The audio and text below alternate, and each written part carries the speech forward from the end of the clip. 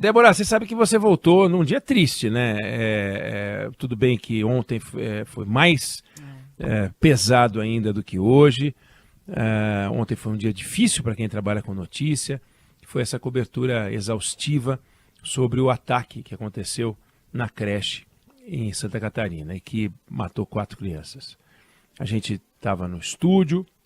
Olha, é difícil você ver um colega chorando, né? É difícil, não porque é difícil para você ver um colega chorando, é difícil essa situação acontecer, porque a gente lida com notícia pesada, notícia triste, e para você chorar numa notícia triste, ela relativamente tem que ser mais triste ainda. Uma coisa eu fico imaginando os médicos que trabalham na emergência, né, na urgência.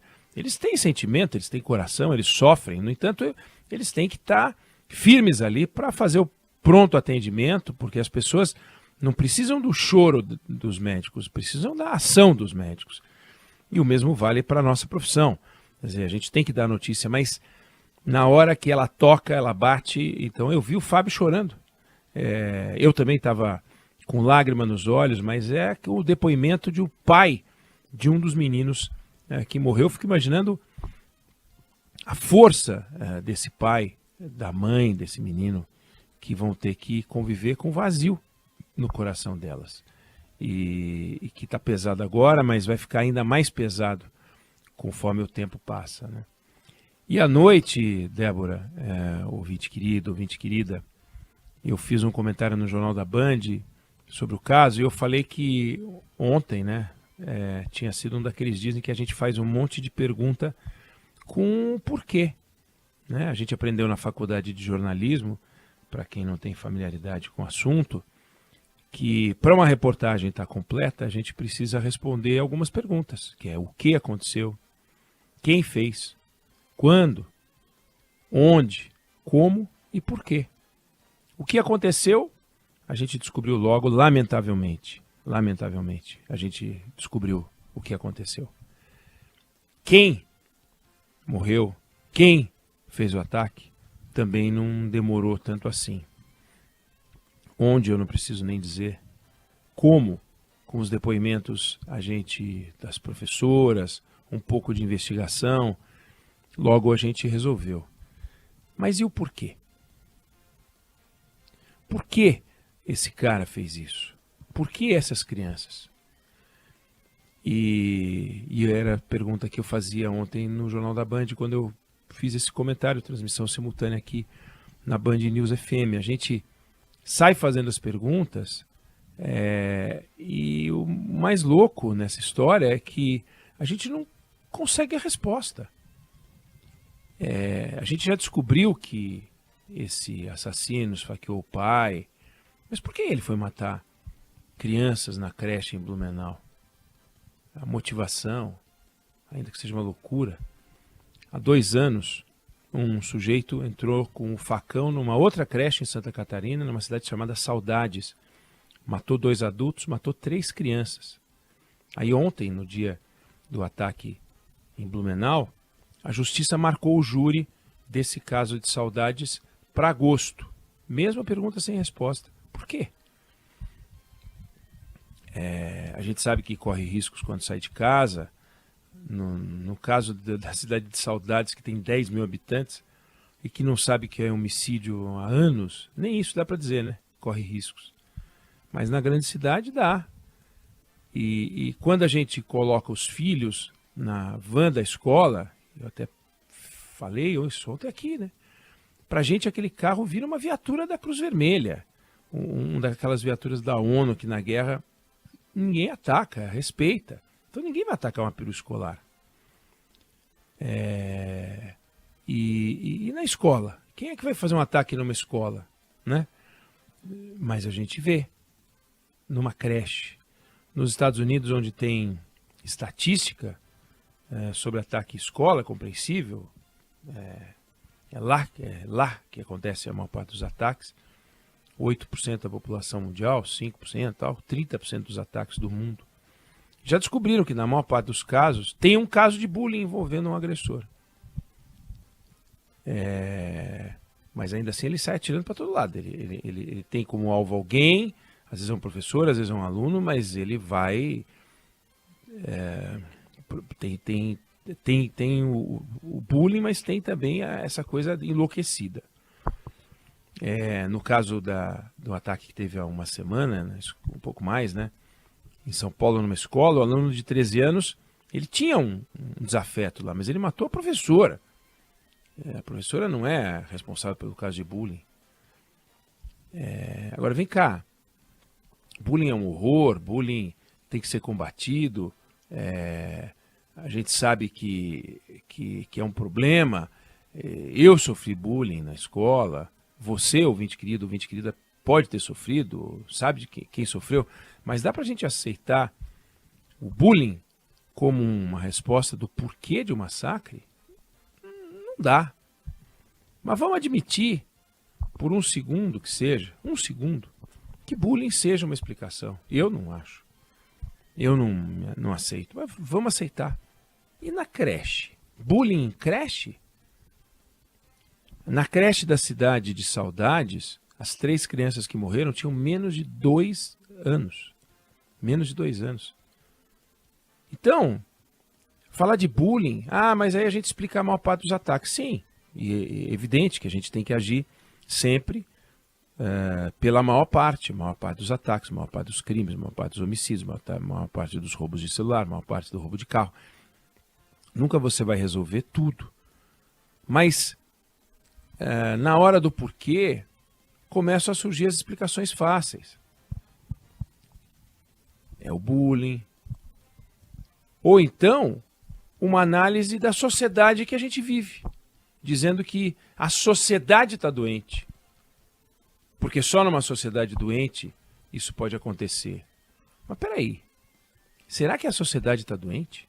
A sociedade está doente? Será que não é fácil falar a sociedade está doente porque isso gera um conforto?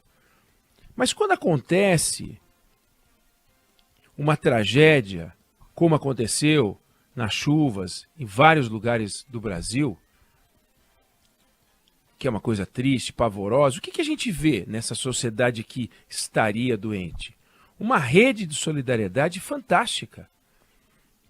Gente mandando comida, gente arrecadando dinheiro, gente se mexendo para ajudar.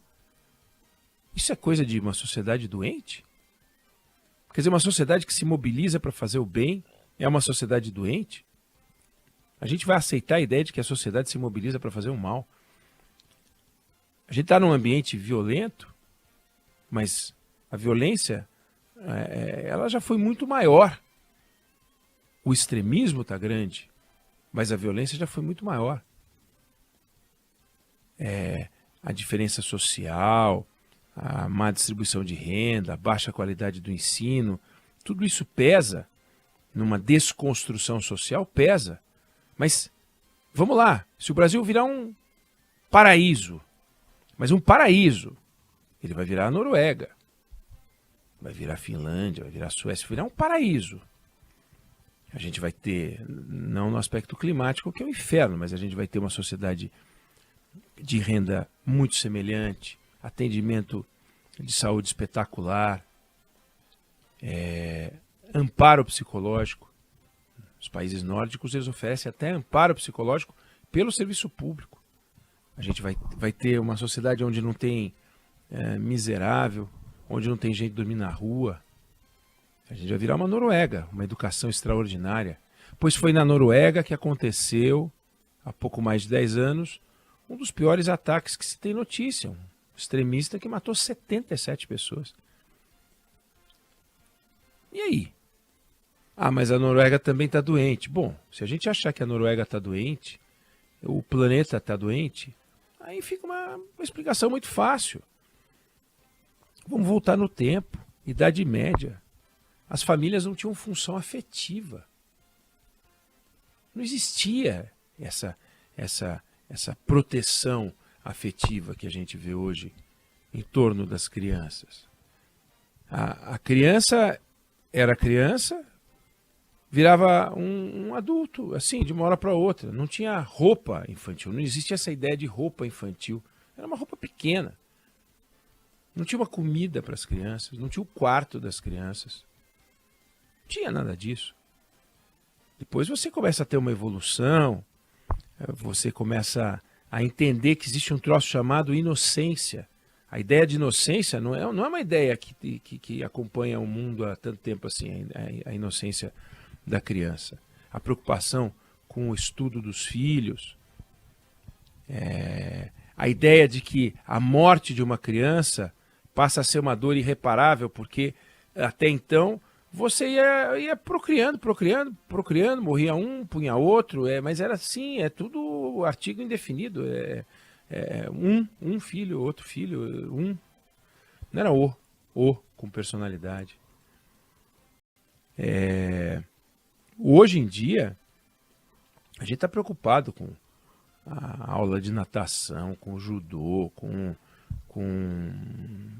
enfim, com o reforço de matemática, com levar no psicólogo, levar no médico, preocupa com o peso, né?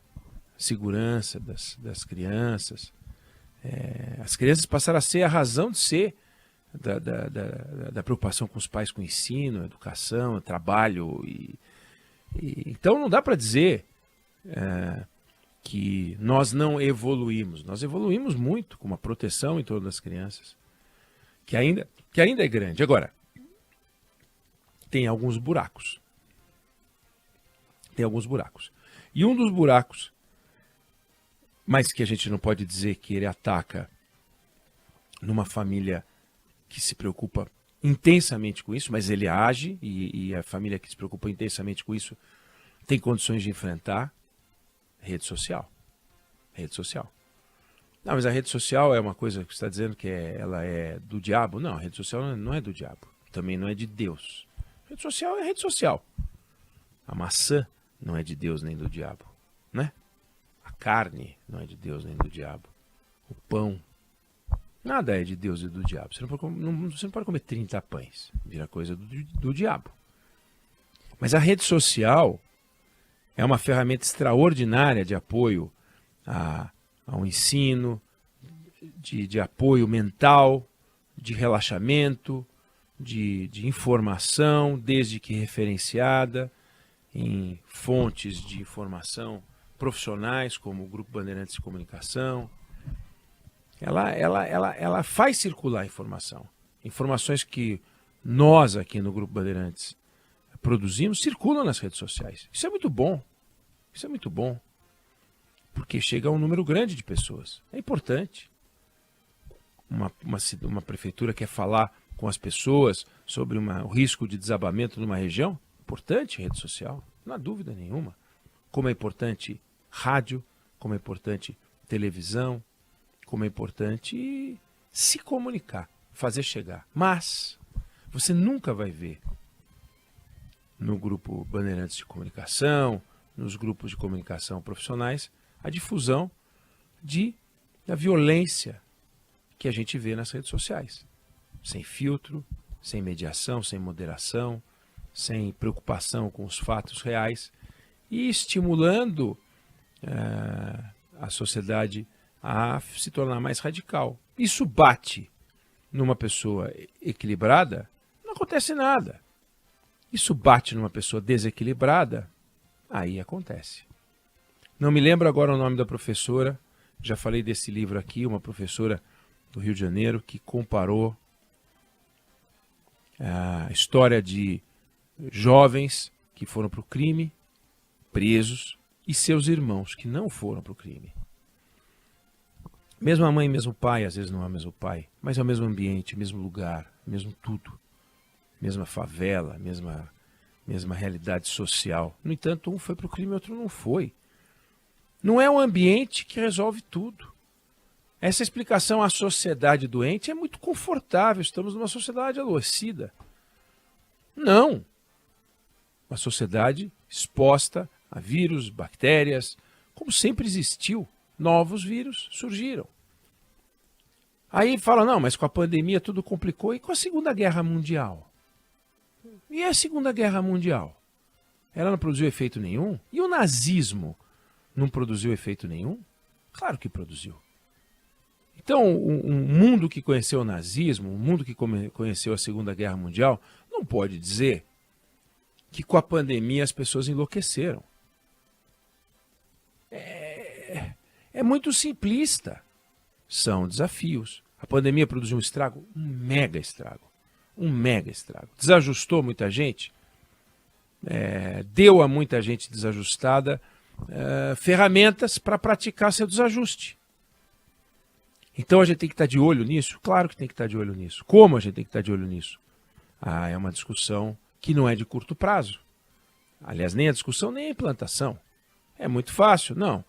Vamos fazer, e o governador de Santa Catarina falou algo que, no impulso, talvez eu falasse também. Vamos cuidar da segurança das escolas. O Brasil tem 180 mil escolas, Débora.